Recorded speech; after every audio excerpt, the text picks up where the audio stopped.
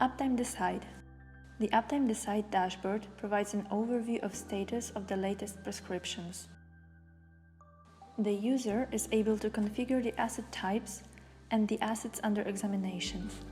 In this case, the asset JIG1 will be examined.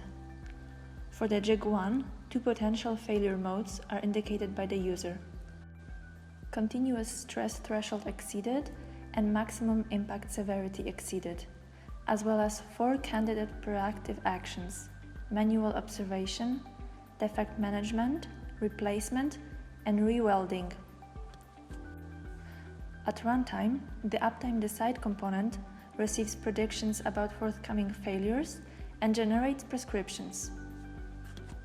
For the failure mode maximum impact severity exceeded, it prescribes the action manual observation of JIG1, which is optimal with respect to the defined KPIs. The graph of the prescriptive model is depicted in the visualization window.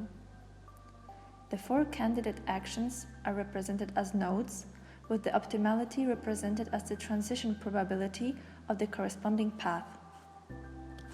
The optimal action, manual observation, that holds the maximum probability is marked with a green arrow. The user is able to approve or reject the generated prescription. Once the user approves the prescription, it is added to the maintenance plan. The action is then completed once the prescriptions are implemented.